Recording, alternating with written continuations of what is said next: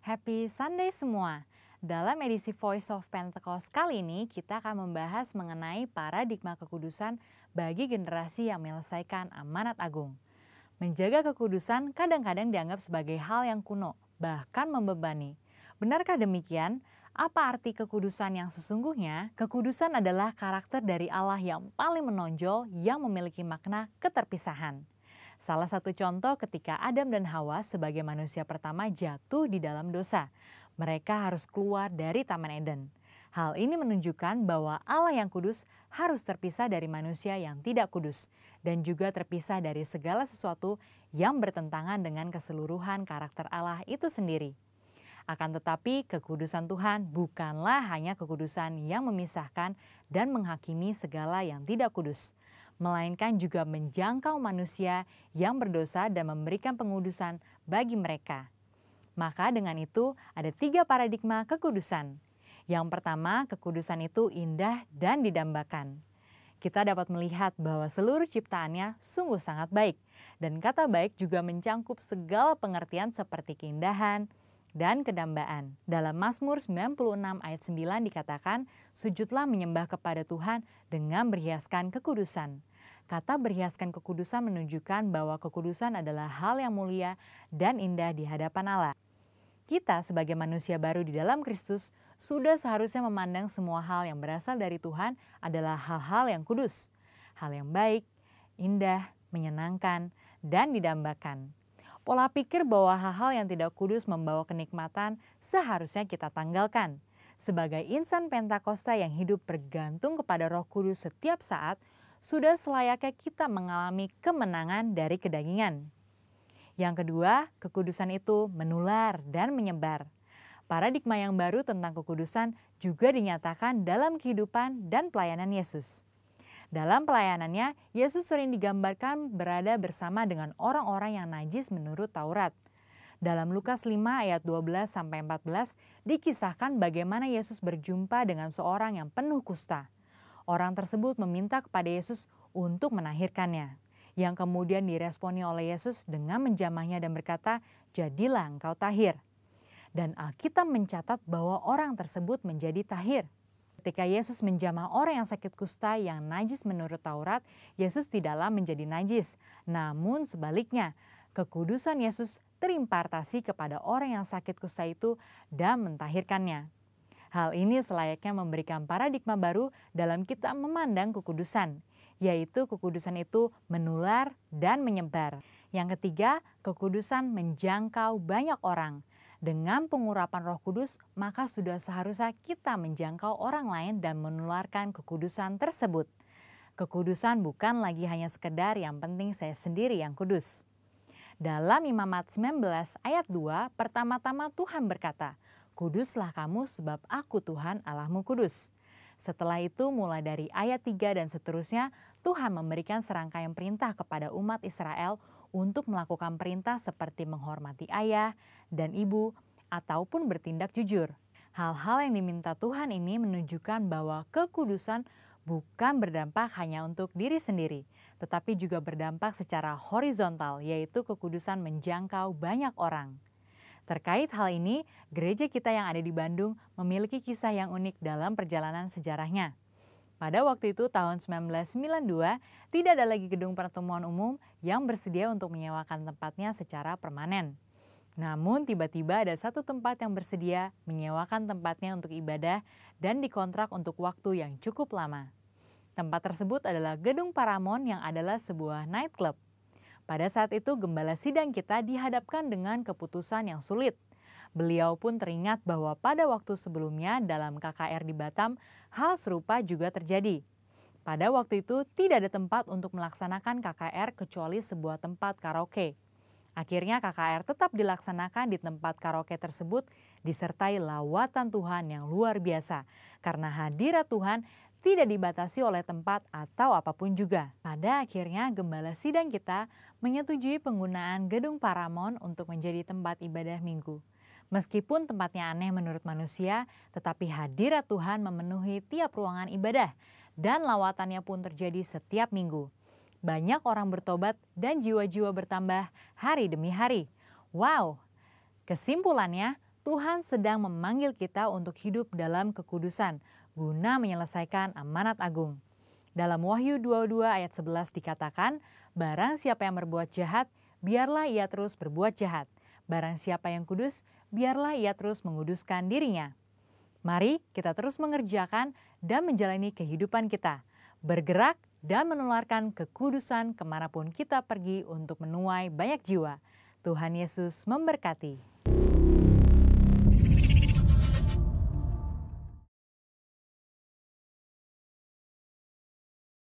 Shalom Bapak Ibu yang dikasihi Tuhan, mari kita memperkatakan Mazmur 91 dengan iman percaya. Dalam lindungan Allah, orang yang duduk dalam lindungan yang maha tinggi dan bermalam dalam naungan yang maha kuasa akan berkata kepada Tuhan, tempat perlindunganku dan kubu pertahananku, Allahku yang kupercayai. Sungguh, dialah akan melepaskan engkau dari jerah penangkap burung, dari penyakit sampar yang busuk. Dengan kepaknya ia akan melindungi engkau, di bawah sayapnya engkau akan berlindung. Kesetiaannya ialah perisai dan pagar tembok. Engkau tahu rasa takut terhadap kedahsyatan malam, terhadap panah yang terbang di waktu siang, terhadap penyakit sampar yang berjalan di dalam gelap, terhadap penyakit menular yang mengamuk di waktu petang. Walau 1.000 orang rebah di sisimu dan 10.000 di sebelah kananmu, tetapi itu tidak akan menimpamu. Engkau hanya menontonnya dengan matamu sendiri dan melihat pembalasan terhadap orang-orang fasik. Sebab Tuhan ialah tempat perlindunganmu, yang maha tinggi telah kau buat tempat perteduhanmu. Malapetaka tidak akan menimpa kamu, dan tulah tidak akan mendekat kepada kemahmu. Sebab malaikat-malaikatnya akan diperintahkannya kepadamu untuk menjaga engkau di segala jalanmu. Mereka menantang engkau di atas tangannya, supaya kakimu jangan terantuk kepada batu. Singa dan ular tudung kau kalahkan, kau akan menginjak anak singa dan ular naga. Sungguh hatinya melekat padaku, maka aku akan meluputkannya. Aku akan membentenginya, sebab ia mengenal namaku. Bila ia berseru kepadaku, aku akan menjawab. Aku akan menyertai dia dalam kesesakan. Aku akan meluputkannya dan memuliakannya. Dengan panjang umur akan kukenyangkan dia, dan akan kuperlihatkan kepadanya keselamatan yang daripadaku. Pentakosta ketiga. 1. Pentakosta ketiga adalah pencurahan Roh Kudus yang dahsyat di zaman ini, melebihi yang terjadi di Asusastrit. Kedua, Pentakosta ketiga akan mengakibatkan penuaian jiwa yang terbesar dan yang terakhir sebelum Tuhan Yesus datang kembali. Ketiga, Pentakosta ketiga akan membangkitkan generasi Yeremia, yaitu anak-anak muda yang dipenuhi Roh Kudus, cinta mati-matian kepada Tuhan Yesus, tidak kompromi terhadap dosa, dan akan bergerak untuk memenangkan jiwa. Keempat, Pentakosta ketiga lahir di Indonesia dan bergerak ke bangsa-bangsa. Gerakan ini dari timur ke barat dan akan kembali ke Yerusalem. Kelima, Pentakosta ketiga akan memberikan kuasa untuk menyelesaikan amanat agung, dan setelah itu Tuhan Yesus datang kembali.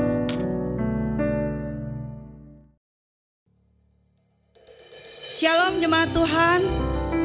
Firman Tuhan berkata, karena begitu besar kasih Allah akan dunia ini, sehingga ia telah mengaruniakan anaknya yang tunggal, supaya setiap orang yang percaya kepadanya tidak binasa, melainkan beroleh hidup yang kekal. Haleluya! Kita punya Allah yang begitu ajaib. Allah yang begitu dahsyat. Dia yang begitu mengasihi kita. Mari kita semua saya mengundang jemaat Tuhan untuk boleh masuk dalam hadirat Tuhan pada pagi hari ini. Kita membawa puji-pujian dan syukur kita kepada Dia. Sebab Dia yang layak terima pujian kita. Sebelum kita memulai ibadah kita pada hari ini, mari kita bersatu dalam doa. Tuhan Allah Bapa kami yang di surga, kami mengucap syukur Tuhan. Kalau saat ini Tuhan kami boleh menyambut kelahiran-Mu Tuhan. Suatu bukti yang nyata akan kasih-Mu. Engkau yang meninggalkan kemuliaan-Mu di surga untuk menjadi sama dengan kami manusia. Bahkan Engkau rela memberikan nyawa-Mu untuk kami Tuhan Yesus. Terima kasih Tuhan. Kami mau buka hati kami Tuhan. Kami mau mengundang Engkau masuk dalam kehidupan kami. Bertahta dalam hidup kami Tuhan. Berdaulat atas kehidupan kami Tuhan. Sehingga biarlah Engkau yang ambil alih semuanya Tuhan Yesus. Biarlah kami boleh berikan hati kami. Berikan hidup kami untuk kemuliaan nama-Mu saja. Terima kasih Tuhan Yesus. Terima kasih. Semua orang yang percaya, yang mau memberikan hatinya untuk Tuhan Yesus. Mari kita sama-sama katakan, amin. Haleluya. Haleluya. Mari jemaat Tuhan, saya mengundang kita semua mau bersorak-sorai bagi Dia. Sebab Dia yang layak terima pujian. Dia yang layak terima sembah kita. Haleluya. Mari kita sama-sama katakan, datang bawa pujian, bersama memuji-Mu Tuhan. Satukan suara dan nyanyikan sorak kemenangan. Gloria,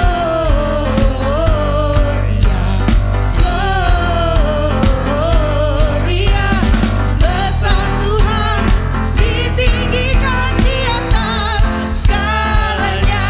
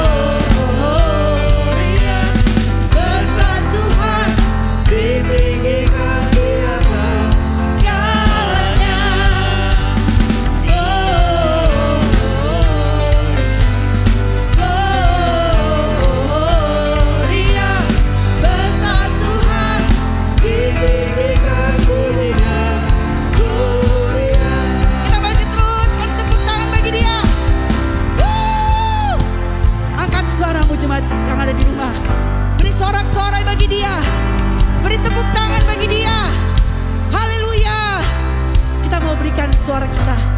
Kita mau angkat pujian bagi Dia. Kita mau beri hormat bagi Dia. Sebab Dia yang layak disembah. Dia yang layak terima pujian. Mari sama-sama angkat suaramu. We give you glory, we give you honor, we give you praise for all that you are. We give you glory, we give you honor, yes, we give you praise. Oh, katakan, we give you glory, we give you honor, we give you praise for all that you are. We give you glory, we give you honor, we give you praise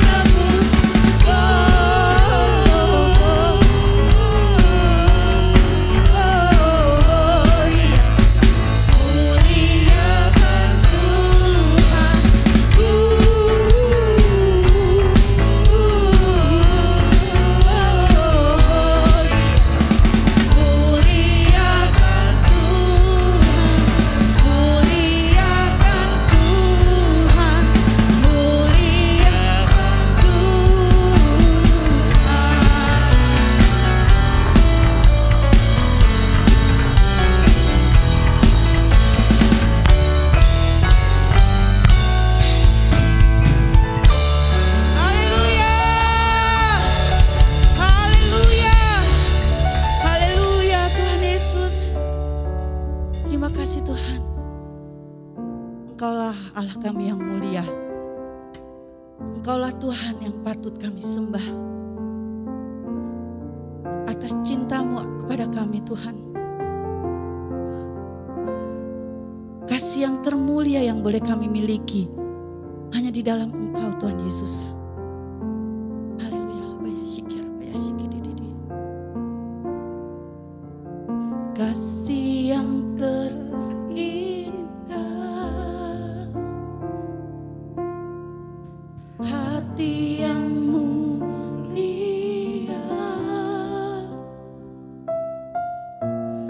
hanya ku temukan di dalam-Mu, Yesusku.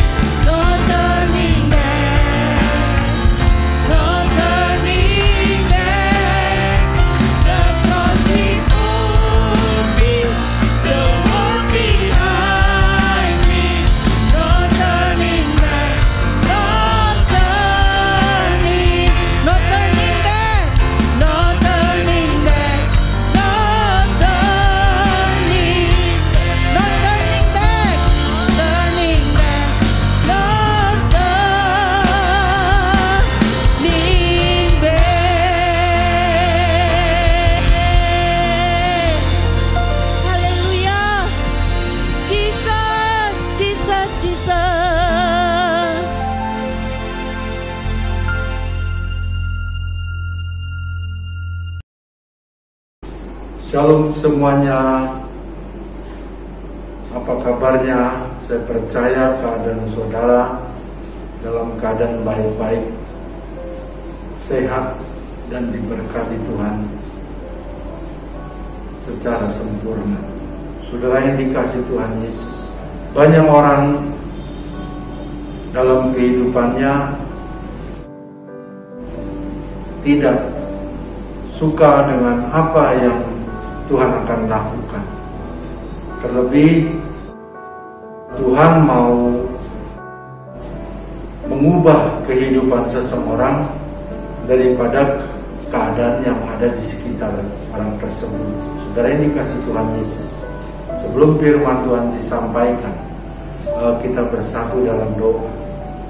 Bapa di dalam surga, terima kasih Tuhan buat kebenaran firman-Mu yang akan kami dengar, yang akan kami terima Tuhan. Tuhan, kami percaya firman-Mu kekuatan, jadi rema dalam kehidupan kami. Terima kasih Tuhan, terpujilah nama-Mu, pakai hamba-Mu menjadi alat-Mu untuk menyampaikan kebenaran firman-Mu. Dalam nama Tuhan Yesus Kristus, semua yang percaya diberkati Tuhan, mari sama-sama katakan amin. Saudara yang dikasihi Tuhan Yesus, jadi kata bernostalgia atau mengenang itu adalah satu kenangan yang tidak dapat dilupakan saudara. Jadi Rasul Paulus sedang mengajak jemaat di Korintus untuk bernostalgia atau mengenang saat dipanggil pertama kali bertemu dengan Tuhan Yesus. Saudara yang dikasihi Tuhan Yesus, mari kita baca di dalam kebenaran firman Tuhan di dalam 1 Korintus pasal yang pertama ayat 26 sampai 29.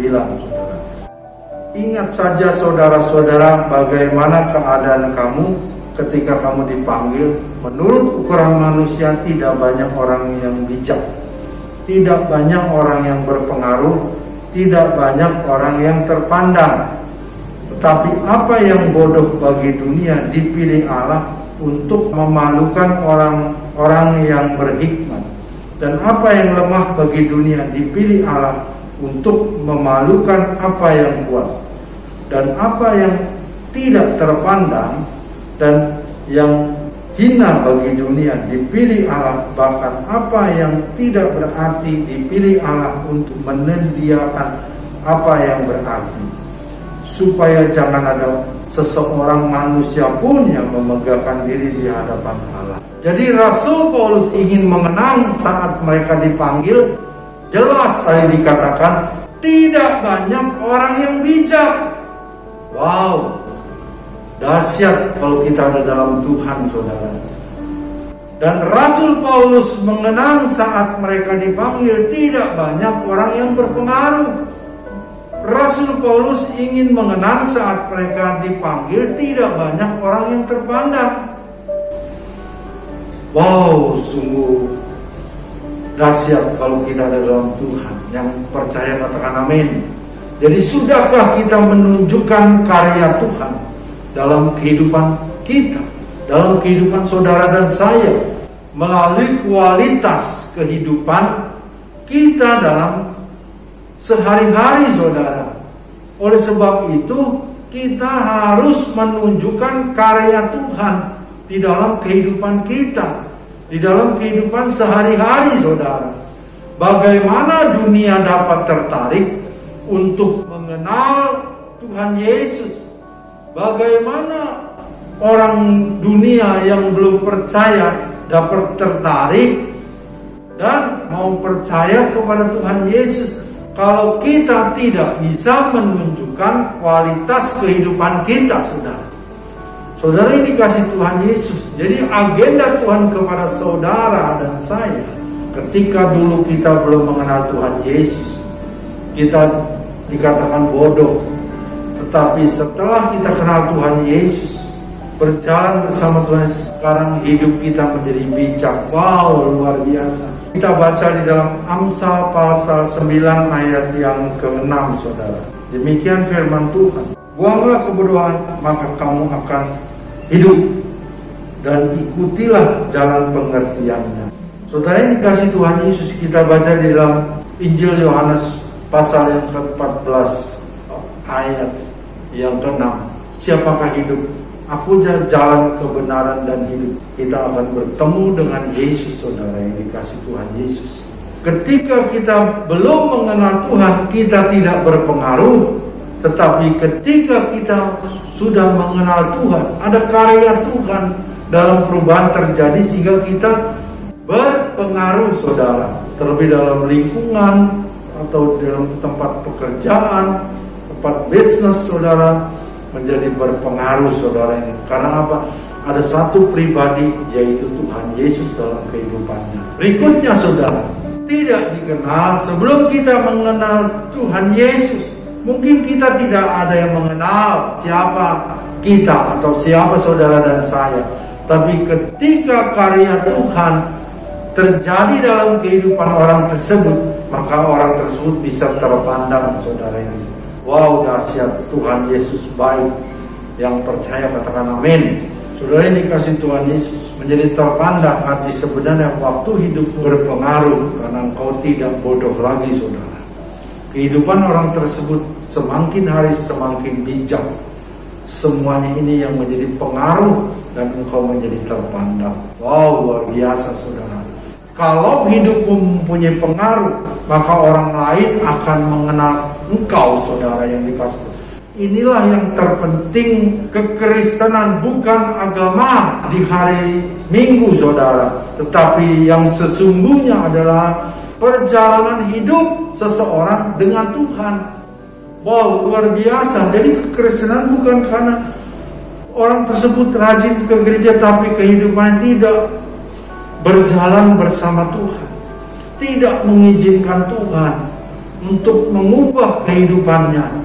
Saudara yang dikasih Tuhan Yesus, dia lebih cenderung orang tersebut ingin Tuhan mengubah keadaan, tapi tidak mengizinkan Tuhan untuk mengubah hidupnya.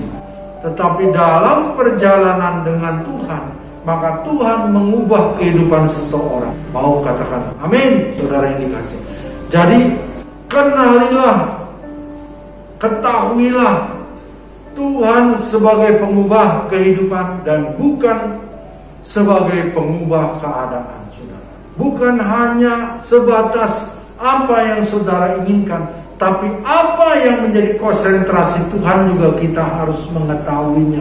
Yang berubah adalah kualitas hidup orang tersebut. Kita baca dalam kebenaran firman Tuhan, 2 Korintus pasal yang ke-5 ayat yang ke-17. Jadi siapa yang ada di dalam Kristus, ia adalah ciptaan baru. Yang lama sudah berlalu, sesungguhnya yang baru sudah datang.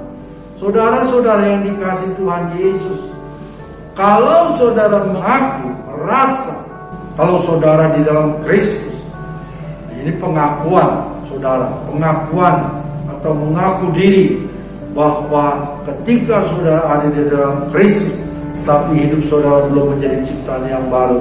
Wow, ini sangat tidak sesuai dengan kebenaran firman, saudara yang dikasih Tuhan Yesus.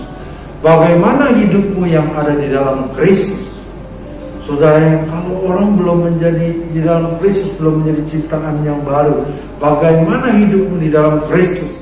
Kalau kita hidup menjadi ciptaan yang baru, maka mustahil kita hidup dengan cara kehidupan yang lama. Karena itu, konsentrasi Tuhan, fokusnya Tuhan adalah mengubah hidup orang percaya, mengubah kehidupan saudara dan saya. Yang mau katakan amin. Jadi kenalilah Tuhan, ketahuilah Tuhan sebagai pengubah kehidupan, bukan sebagai pengubah keadaan. Tuhan lebih suka dan Tuhan lebih mau mengubah kehidupan kita daripada Tuhan mengubah keadaan kita, saudara. Wow, ini yang harus diperhatikan, saudara. Inilah agenda Roh Kudus dalam hidup kita. Tetapi Roh Kudus mau ada perubahan dalam kehidupan kita. Jelas, saudara yang dikasih Tuhan Yesus. Jadi Roh Kudus menginginkan ada perubahan dalam kehidupan kita ketika kita berjalan bersama dengan Tuhan. Saudara yang dikasihi Tuhan Yesus. Jadi perubahan ini sangat-sangat penting. Tuhan sangat suka dengan perubahan diri orang percaya untuk lebih lagi menjadi seperti Dia, saudara yang dikasihi Tuhan Yesus. Saudara yang dikasihi Tuhan Yesus, mari kita baca dari Efesus pasal yang kedua ayat yang ke-8, saudara. Demikian firman Tuhan, sebab karena kasih karunia kamu diselamatkan oleh iman, itu bukan hasil usahamu, tetapi pemberian Allah. Kita baca di dalam Titus pasal yang kedua ayat yang ke-11 sampai ke-12. Karena kasih karunia Allah yang menyelamatkan semua manusia sudah nyata. Ia mendidik kita supaya kita meninggalkan kefasikan dan keinginan-keinginan duniawi, dan supaya kita hidup bijaksana, adil, dan beribadah di dalam dunia sekarang ini. Kasih karunia Allah yang menyelamatkan semua manusia, saudara. Saudara yang dikasihi Tuhan Yesus. Jadi ada 3 proses keselamatan. Yang pertama, justification. Sudah diselamatkan dari hukuman dan kutuk dosa. Jadi kita sudah tidak usah ingat-ingat lagi hukuman dan kutuk dosa, kita sudah diselamatkan. Yang kedua, sanctification, dikuduskan atau didewasakan. Jadi dengan kata kunci tadi sudah sedang diselamatkan dari kuasa dosa. Justification, usaha manusia tidak ada. Semua karena pemberian Allah keselamatan itu. Tetapi di proses yang kedua, di sanctification, saudara sedang diselamatkan dari kuasa dosa. Ini usaha manusia sangat-sangat diperlukan, saudara. Jadi dengan goalnya adalah untuk menjadi serupa dengan Kristus, saudara yang dikasihi Tuhan Yesus. Jadi yang ketiga, glorification yang akan datang, dan kita akan masuk dalam pemuliaan. Glorification, saudara, kehadiran dosa tidak ada lagi pada orang percaya, saudara yang dikasihi Tuhan. Glorification, saudara. Jadi kasih karunia diberi bukan untuk kemudahan, demi kemudahan, saudara. Jadi jangan salah mengartikan, saudara. Kasih karunia itu adalah pemberian Allah demi dimungkinkannya terjadi perubahan. Itu namanya kasih karunia sebenarnya, saudara. Banyak orang mengartikan kasih karunia sebagai berikut: diberi kemudahan dalam hal mencari uang, diberi kemudahan dalam hal meningkatkan karier, diberi kemudahan untuk berbisnis dan lain sebagainya, saudara. Jadi jelas berbicara kasih karunia diberikan bukan demi kemudahan, tetapi diberikan terjadinya perubahan dalam kehidupan orang tersebut, saudara yang dikasihi Tuhan. Kita mulai menyadari bahwasanya Tuhan sedang berkonsentrasi merubah keadaan kita, merubah keadaan saudara dan saya. Jadi ini nggak salah, tapi ada yang tidak kalah penting. Sedang Tuhan berkonsentrasi merubah kehidupan kita. Jadi jelas mendidik atau diajar, bukan dimanjakan atau dikasihi, saudara. Di mana Tuhan mendidik kita, semakin hari semakin banyak perubahan dalam kehidupan orang percaya, menjauhi kefasikan dan keinginan duniawi. Saudara dikasihi Tuhan Yesus. Jadi kasih karunia mendidik kita untuk hidup lebih bijaksana. Kasih karunia mendidik kita untuk hidup lebih adil. Kasih karunia mendidik kita untuk hidup lebih sungguh-sungguh beribadah, hidup lebih sungguh-sungguh dengan Tuhan, saudara.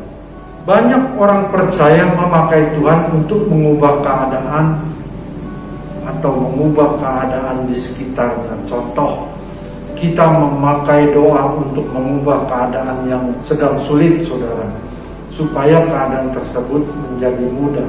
Ingat, kita tidak bisa memakai Tuhan untuk mengubah keadaan, karena kita tidak mengizinkan Tuhan untuk mengubah kehidupan orang tersebut, saudara, atau mengubah kehidupan kita. Saudara yang dikasih Tuhan Yesus, bagaimana mungkin Tuhan mau mengubah keadaan sedangkan keadaan tersebut sedang dipakai Tuhan untuk mengubah kehidupan orang tersebut, saudara. Kita memakai doa iman untuk mengubah keadaan yang kita inginkan atau yang kita harapkan, dengan harapan kita bisa hidup nyaman, saudara.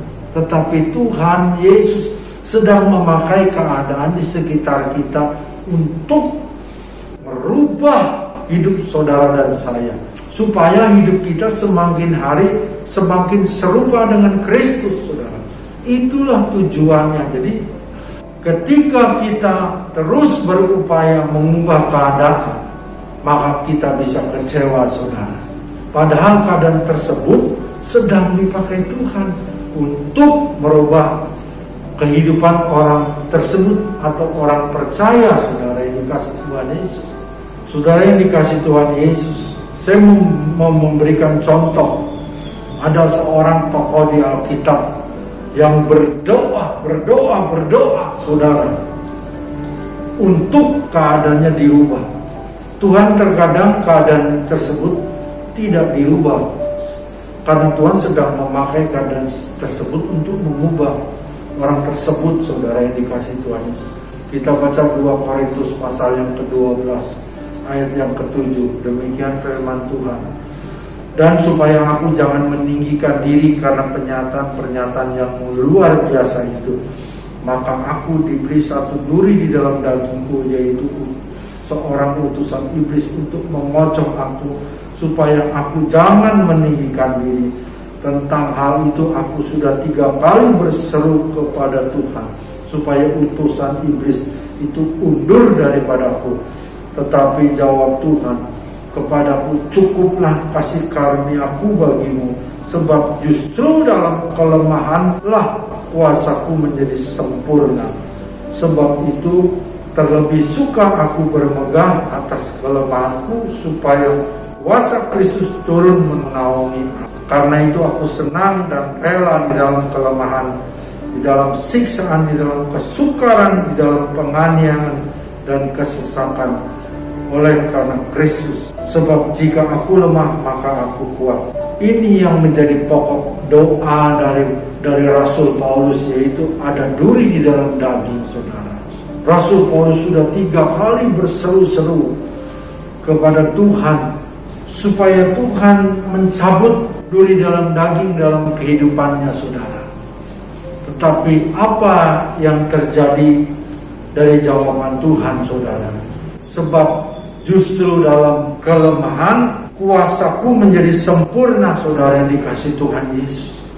Kenapa Tuhan memutuskan untuk tidak mencabut duri dalam daging utusan iblis itu undur daripada Rasul Paulus di dalam kehidupan Rasul Paulus? Ingat, supaya Paulus tidak sombong dengan pernyataan-pernyataan Tuhan yang luar biasa yang Tuhan berikan kepada Paulus, saudara yang dikasih Tuhan.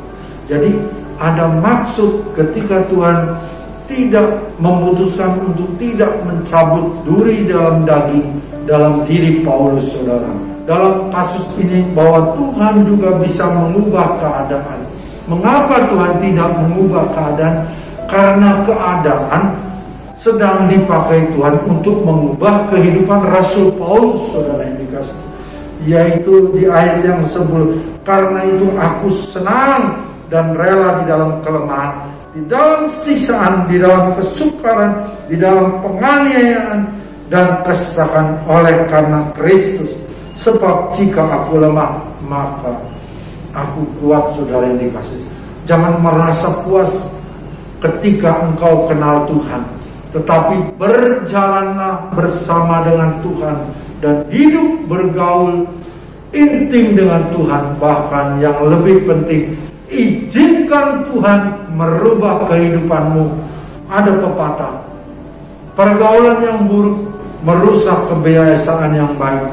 Kalau kita bergaul dengan Tuhan Yesus yang baik, maka kebiasaan-kebiasaan yang buruk diganti dengan kebiasaan-kebiasaan yang baik. Haleluya, saudara yang dikasih Tuhan Yesus. pesan saya, di saat Tuhan selesai mengubah kehidupanmu, maka kehidupanmu akan berubah dengan sendirinya. Wow, dahsyat saudara yang dikasih Tuhan Yesus. Saudara yang dikasih Tuhan Yesus, firman Tuhan sudah disampaikan saudara. Jadi Tuhan lebih suka mengubah kehidupan saudara dan saya. Tuhan lebih suka mengubah kehidupan orang tersebut daripada keadaan yang ada di sekitarnya saudara. Saudara yang dikasih Tuhan Yesus, mari saudara, firman Tuhan telah disampaikan. Kita bersatu dalam doa. Bapa di dalam surga, terima kasih Tuhan, kalau kami sudah mendengarkan firman-Mu Tuhan, kami percaya Tuhan, dan kami tahu, kami buka hati kami mau berjalan bersama Engkau, kami mau dipimpin oleh Engkau, kami mau izinkan Engkau untuk mengubah kehidupan kami Tuhan, karena kami tahu ketika Engkau mengubah kehidupan kami, maka dengan otomatis kehidupan kami juga berubah Tuhan. Terima kasih, Kau baik Tuhan, terpujilah nama-Mu dalam nama Tuhan Yesus Kristus. Semua yang percaya diberkati Tuhan, mari sama-sama katakan amin. Sekarang terimalah berkat Tuhan, kasih karunia yang berlimpah-limpah daripada Allah Bapa dalam Anak yang tunggal Yesus Kristus, persekutuan yang manis dengan Roh Kudus menyertai saudara sekalian mulai hari ini sampai Tuhan Yesus datang menjemput kita di awan-awan, dan bahkan sampai selama-lamanya. Yang percaya bersama-sama katakan amin.